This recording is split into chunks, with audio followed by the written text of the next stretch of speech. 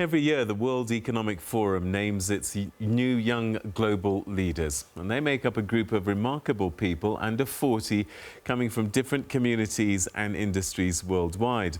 121 global leaders have been selected for 2021.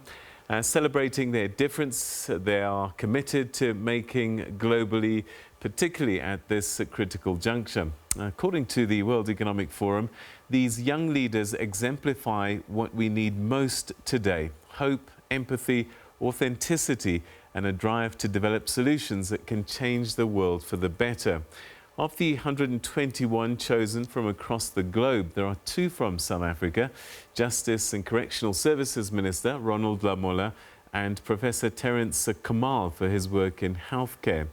I caught up with Minister Ronald Lamola, and I began by asking him how he felt about being recognized as a young global leader. It is a very humbling experience because I think I have a duty to represent a generation. And in my view, that it's a collective recognition of a generation that there was some myth across the country or the globe that our generation is there's a political apathy.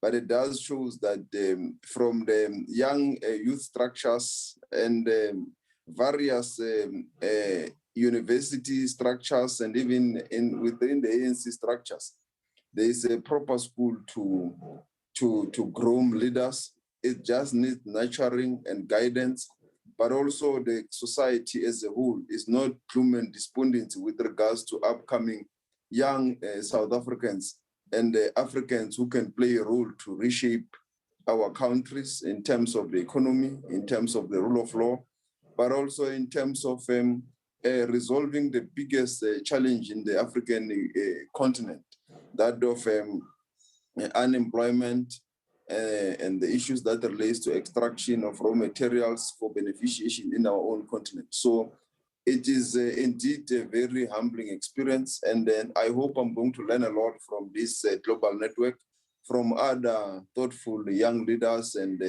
others who have played a role countrywide, because there are many of the chapter.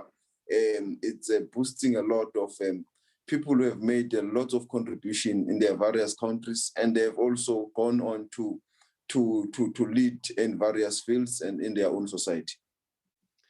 A lot of studies have been done in terms of how including women in leadership can benefit organizations and, dare I say, countries in the state. Not so much with young people. And I just wonder what you think young people can bring to the table, particularly in government. Yeah, there is a lot that young people can bring onto the table, even in government, particularly with the new kind of thinking, and also them benefiting from the older generation. I think to achieve a kind of a balance of a mixture between the young and the old, it's very important, because it also shows that now the baton is being put now to the younger ones, who must also gain valuable experience. And I have seen it myself during this almost 2 years in government, that I have also learned a lot from my colleagues who have been there for many years. And I wish that that experience could be imparted to as many as possible as us, so that we know that the future of our country will be having a crop of young leaders that the country can choose from, but also the continent will also benefit from that generation. So it is a very important cause of our thoughtful leadership, and also for the future of our country. It is very important.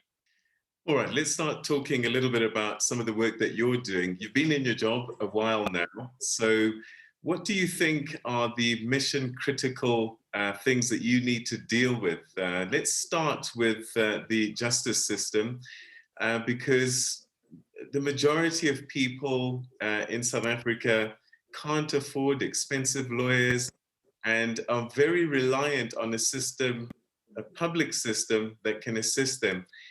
What have you seen, and what are you trying to change so that you can ensure justice for all?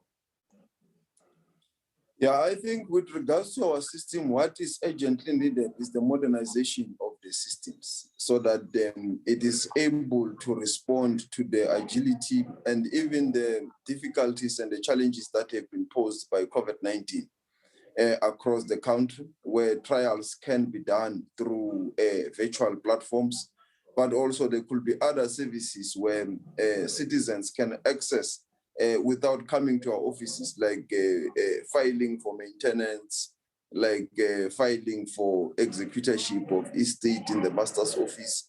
There's a lot of things that I believe could be done virtually and even through electronic means, which can improve the access of information to a lot of citizens, but also access of services. That is the first one.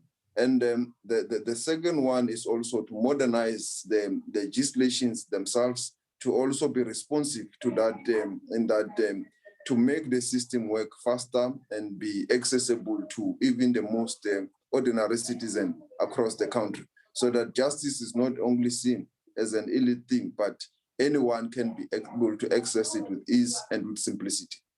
Minister, I guess one of the other issues that you need to look at is the Public Defender's Office, in the sense that these poor lawyers have many, many cases that they have to deal with, and they're probably swamped and don't have time to give each case the attention that it deserves. And in the end, that could compromise the defense or the protection that their clients should be getting. Yeah, yes, but the challenges of resources is well documented in the current fiscals, and I think the Minister of Finance has outlined that part. What we have instilled amongst our officials is that there is a Shangani idiom that says meaning that the children born of the same family, they share the head of a locust. The current fiscus requires that we share a head of a locust as the whole government.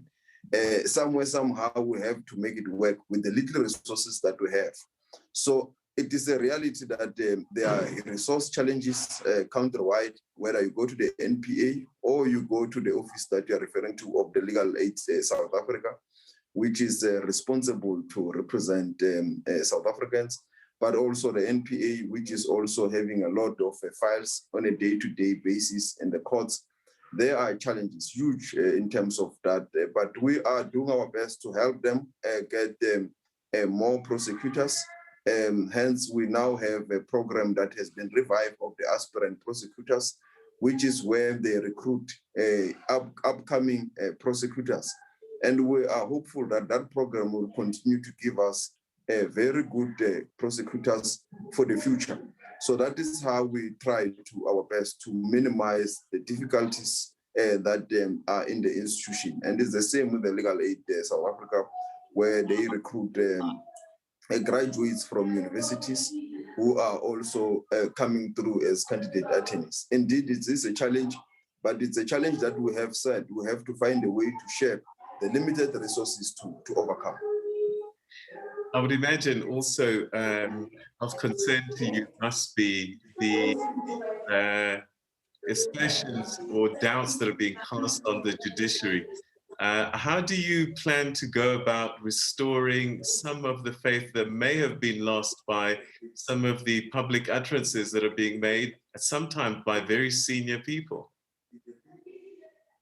Yeah, obviously, there is only one way to resolve that, is that those that have made the conspiratorial and some allegations will have to take them through the investigative processes.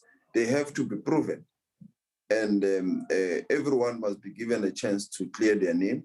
And if there is no allegations, people must not make such statements, because they undermine the credibility of the institution of the judiciary, because that is the final arbiter in society, where everyone, when everything has failed, that institution is the one that is expected to intervene on behalf of society. So if that institution is also has no credibility and cannot be able, through its confidence that society has, carry its weight and help society, then we're going to have a difficult and a doomed nation. We cannot afford to have that institution fail. Hence, we have to, whoever wants to criticize, they must criticize based on facts. There is nothing wrong to criticize the judiciary. They themselves also criticize each other. Academics criticize the judiciary. But when you do so, it must be based on the facts and also on the law. And it must not be a personal attack on the person of the judge. So what sometimes we see in the public discourse is a personal attack and casting of aspersions on the person of the judge, which is unwarranted. There must be proper facts and evidence, and also the law that informs any criticism to the judiciary. The other responsibility that you have is correctional services. Talk to us a little bit about what you've seen and what you're trying to do to improve the system, which we know is seriously challenged. Yeah, indeed. It is seriously challenged. Our biggest challenge is overcrowding, which we have been able to manage a bit in the past 2 years through the presidential remissions, where the president has given some kind of remittance in terms of the sentences. But still the overcrowding is still at around 30% as we speak.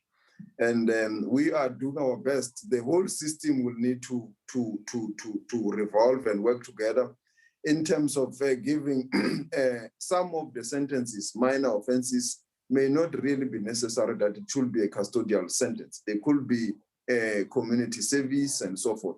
And also that in situations where the trials, we have to also work to fast track some of the trials so that they don't stay long awaiting trial in terms of the awaiting trial detainees, because the huge number of our overcrowding, it's also the awaiting trial detainees. So that is what we are working on with every stakeholder, the judiciary, the South African Police Service, the NPA, and also correctional services, to find a workable solution that will enable the system to function optimally.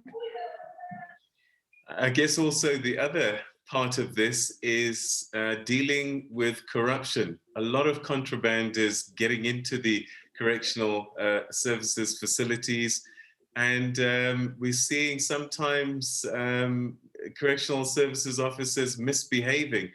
How are you going to address this, especially the contraband? I mean, that is a pretty serious thing that's been happening and continues to happen. There are such sometimes very embarrassing instances of misbehavior by our officials, but we have put systems of consequence management that if and such things do happen, there must be action immediately. With regards to contraband, the reality is that we have to minimize as far as possible the human element in the access control, to use the technology that will be able to detect through body scanners and so forth. So that is a program that we are currently undertaking, because the human element always has an error and sometimes can be corrupted by the system. Hence, we are looking for systems that could also help us in terms of technology to resolve some of these security challenges.